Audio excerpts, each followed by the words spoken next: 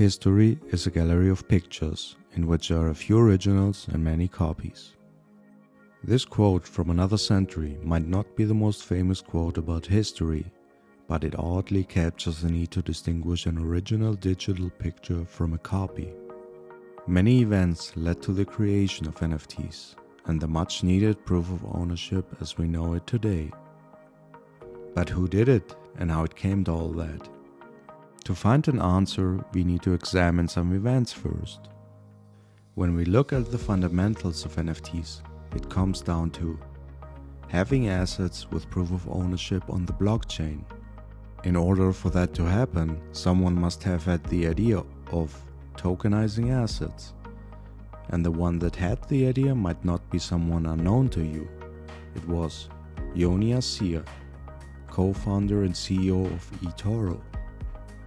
In the article Bitcoin 2.x aka Colored Bitcoin Initial Specs that he published in March 27, 2012, he first describes colored coins that are ordinary bitcoins that at one point in history were transferred in the Genesis transaction. What he proposed was a method to create new currencies that can be formed on top of the Bitcoin network. By coloring ordinary bitcoins with a Genesis transaction, a value could be associated with them and they would be distinguishable from all the rest. For example, a company could color a certain amount of coins and those could represent shares of the company. Colorization as a term was used metaphorically, just to describe the marking of specific coins to make them distinguishable and always trackable by the Genesis transaction. On a side note, Yoni Assia starts the article with "we", and at the end he gives credit to Lior Hakim for writing the spec. Who of them had the most impact is unknown, but as Yoni Assia gives proper credit, I need to highlight this as well.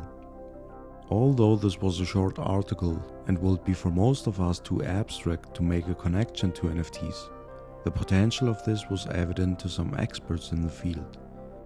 And later in the year of 2012 on 4th December, a Colored Coins white paper appeared, with its content coming a little closer to today's NFT. The person who wrote the white paper was Manny Rosenfeld.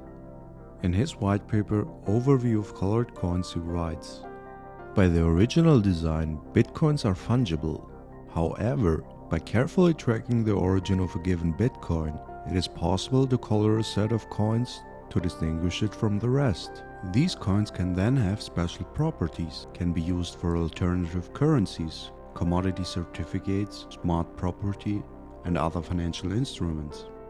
This 10-page white paper was more detailed than Yoni Assia's initial, but still not quite there to make obvious connections to today's NFTs.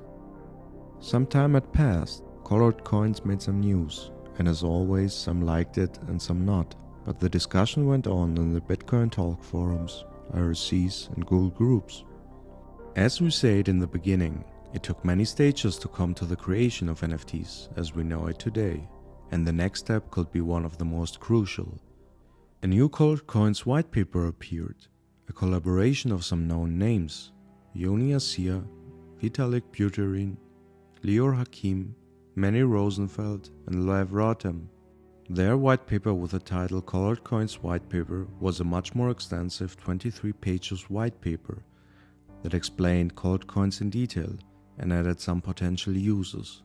One of them was decentrally managing ownership of digital collectibles, such as original artworks. And that must sound very familiar to everyone that knows what an NFT is. As an idea, this was groundbreaking, even if colored coins never really got adopted because of the limitations of the Bitcoin network. The road was now paved for the creation of the first ever NFT. And as you might have guessed, CryptoPunks are not the NFTs we're searching for. Most people in the scene might think it is, and Larva Labs promoted it that way by themselves. If we go through the years and look at their front page, they changed it from FIRST NFT to FIRST NFT on Ethereum to one of the earliest on Ethereum. But we need to search deeper to find the real one, and before that, I want to show you another quote. History is a set of lies that people have agreed upon. Even nowadays, where most things are well documented somewhere online, some events might be forgotten, and in the end everyone will remember the most shared story.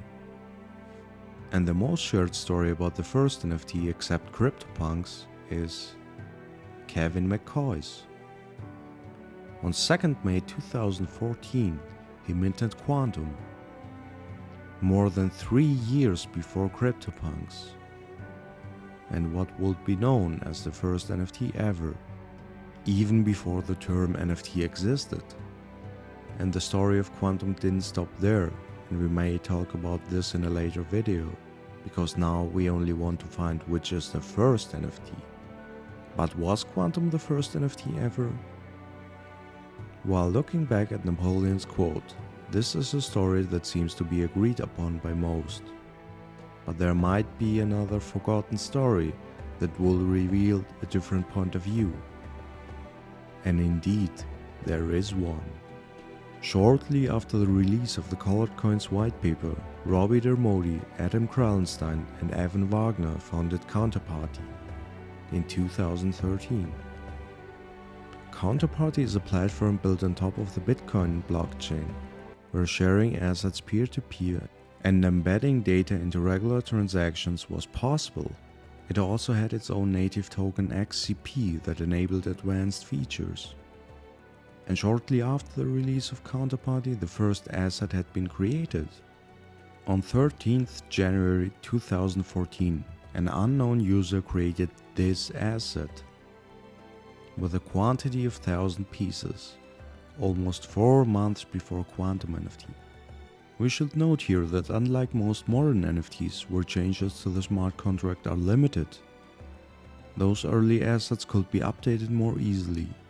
The artwork didn't exist originally but was only added when Test was rediscovered in 2021. The user Medium Archibald in Adam McBride's Discord announced that he found and contacted the original creator, which led the creator to open a mint, later burning some of the collection and locking it. 3 fan-made artworks were created, that the creator later combined and attached to Test. It's funny that a few days ago the artwork went offline and we don't know if the creator will ever update it. So is Test considered the first NFT? There are many debates as to what counts as an NFT and what not. We also need to keep in mind that all this happened years before the term NFT got proposed and adopted widely. A term is something that also changes over the years, so we should not jump to conclusions too easily. The ability to distinguish between NFTs in a collection is a fact that some are claiming to be very important to be considered a modern NFT. And the 1,000 test assets didn't offer that. They are all the same. In the end, it is up to you to decide what was the first NFT. Was it Test? Was it Quantum? Or maybe something else? Quantum was minted on Namecoin, which was the first Bitcoin fork. That means that it is the second ever created cryptocurrency with its own blockchain. Namecoin, in addition to Bitcoin, offered the possibility of storing value, and it evolved from the idea to decentralize domain names. Its release happened in April 2011, almost 3 years before Quantum appeared, and almost a year before Colored Coins were presented. So the possibility to create NFTs was always there since the release of Namecoin. And it is hard to believe that nobody had the idea to create an asset on the blockchain for almost 3 years, until the mint of Quantum. And even deeper in the shadows than Test already was, there is something else we need to look at.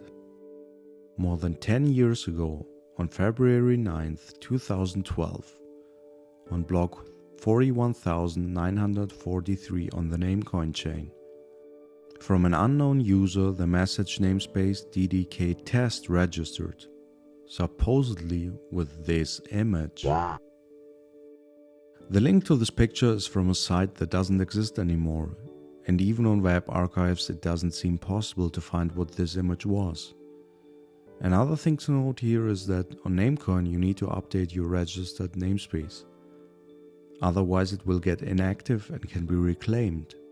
This is what happened here, and probably we won't ever get to know the truth behind it, and if the original image was indeed the troll face, or if we get trolled here, and someone just tries to sell the crypto troll as a fractionalized NFT. If retro NFTs ever make their way into the new meta, we might see an explosion of such NFTs. But here we need to discuss again what counts as an NFT.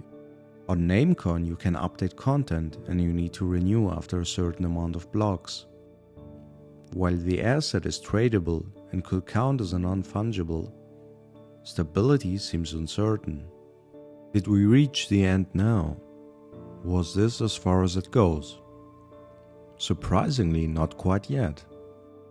We are reaching now back to May 2011, when a prior Namecoin lead developer with the username Carl registered this on the domain namespace.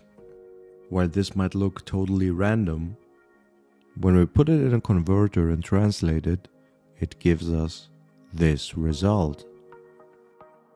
What we are seeing here is a punycode used to convert Unicode characters to ASCII. Until the end of 2011, 85 punycodes were registered on the Namecoin blockchain. A whole community built around the punycode assets.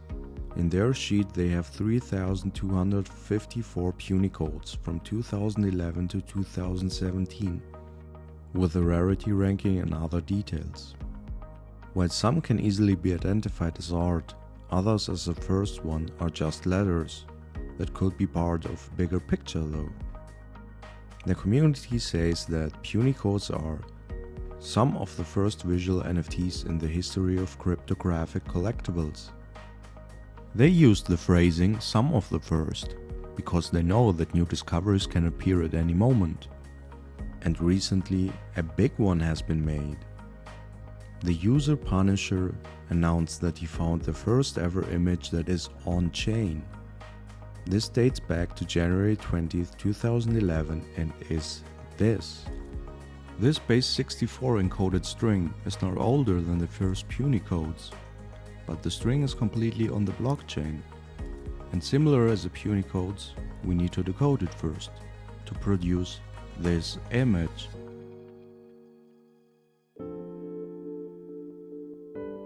We might have reached the goal now, leaving just one more question.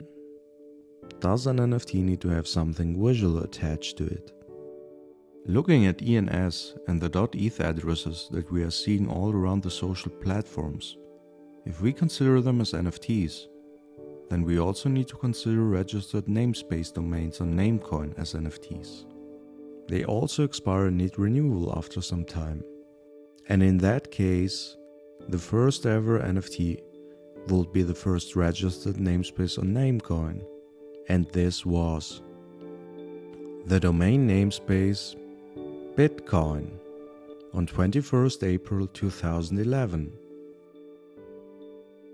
We finally reached the end. Now you can debate in the comments what will you consider the first ever NFT. While we have a good certainty that those options are our options for the first NFT, the idea for NFTs has a little more to it, and the debate goes back even before Bitcoin released. But that's for another time. Thanks for watching. This video took a lot of research and effort to make. A like and subscribe is free and will give me the energy to continue.